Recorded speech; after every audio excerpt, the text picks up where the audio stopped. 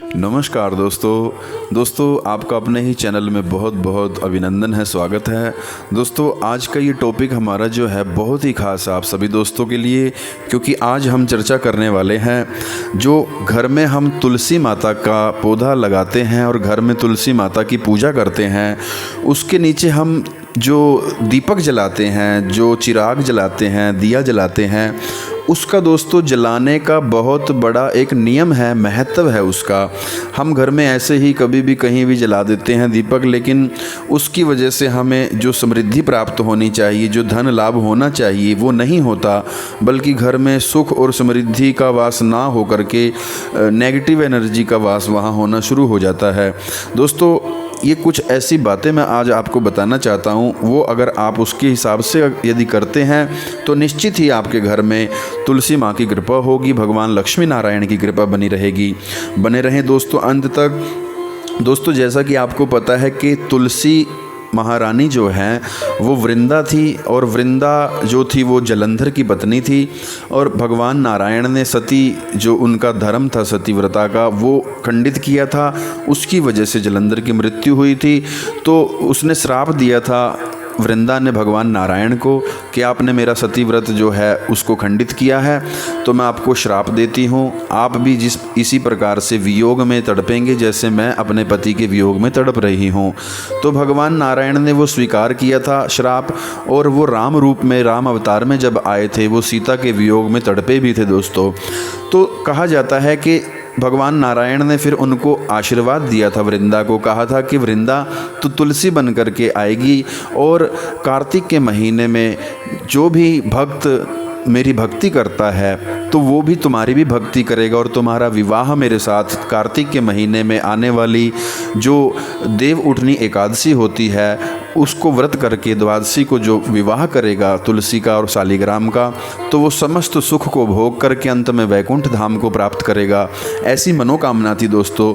तो भगवान नारायण की कृपा से तुलसी का जो भोग लगता है, बिना तुलसी के भोग के स्वीकार नहीं करते प्रभु अपना कोई भी भोग हम प्रभु को लगाते हैं। तो दोस्तों कहा जाता है कि जो तुलसी का हम पूजन करते हैं घर में, चाहे वो कार्तिक के महीने में करें, चाहे हर रोज़ नित्य रूप से हम तुलसी माता का पूजन करें, परिक्रमा करें, तो उनका जो हम दीपक जलाते हैं दोस्तों उसका बड़ा विधान है।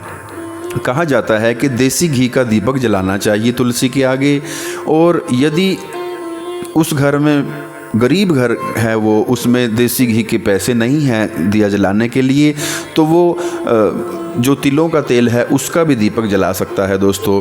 कहा गया है कि तुलसी का जो दीप हम जलाते हैं दोस्तों, उसको जलाने के लिए हमें विशेष रूप से जो कृपा नहीं आ पाती, उसका कारण मुख्य ये है कि हम कहीं पर भी दीप जला देते हैं बिना विधि जाने, बिना नियम जाने।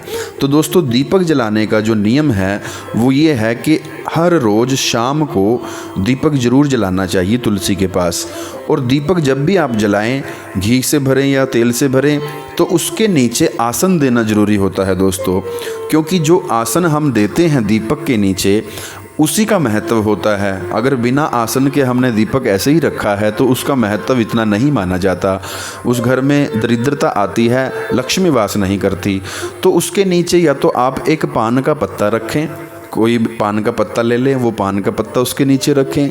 अगर पान का पत्ता नहीं है तो चावल जो कहे गए हैं, लक्ष्मी का ही स्वरूप माना गया है धान को, चावल को, तो थोड़े से चावल उस दीपक के नीचे रख करके फिर दीपक उसके ऊपर रखें, और फिर उसमें तेल या घी डालें, बत्ती डालें, फिर उसको जलाएं। ओम नमो भगवते वासुदेवाय, ओम तुलसी कल्याणी नमो नमः, इस प्रकार कह करके वो दीपक जलाना चाहिए। और जब दीपक जला दिया जाए फिर उस दीपक के ऊपर फूल चावल थोड़े से लेकर के उसके पास में छोड़ने चाहिए, और तुलसी माँ की परिक्रमा करनी चाहिए। तो दोस्तों आप परिक्रमा चाहे जितनी मर्जी कर लें, कम से कम 4 परिक्रमा, 7 परिक्रमा, 11 परिक्रमा, जितनी भी आपका दिल करे आप कर सकते हैं। एक परिक्रमा तो कम से कम करें, और प्रणाम करके तुलसी कल्याणी से कहें कि आप हमारे घर में स्वास्थ्य प्रदान करें, सुगंध प्रदान करें, हमारे घर में लक्ष्मी की प्राप्ति हो, ठाकुर नारायण का हमारे घर में वास हो। ऐसी मंगल कामना के साथ विधि के साथ दिया जलाया जाता है दोस्तों। जो ये नियम था मैंने आपको बताया, क्योंकि 99% लोग जो हैं ये गलती करते हैं, वो घर में दीपक दीपक तो जलाते हैं तुलसी के पास, लेकिन उसको आसन नहीं देते।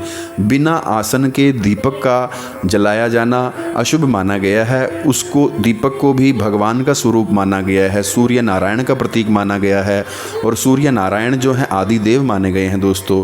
तो आसन देना बहुत ज़्यादा ज़रूरी होता है दोस्तों। आशा करता हूँ ये छोटी सी जानकारी आपको अच्छी लगी हो। इसे अपने परिवार दोस्तों के साथ शेयर करें, और इस चैनल को अगर आप लोगों ने सब्सक्राइब नहीं किया है तो इस चैनल को सब्सक्राइब कर लें, बेल आइकन प्रेस कर लें, क्योंकि आप इस चैनल का परिवार का हिस्सा बने और ऐसी ही सुंदर जानकारियां आपको आगे भी प्राप्त होती रहेंगी। दोस्तों मिलते हैं अगली किसी वीडियो में, तब तक के लिए धन्यवाद। जय श्री श्याम।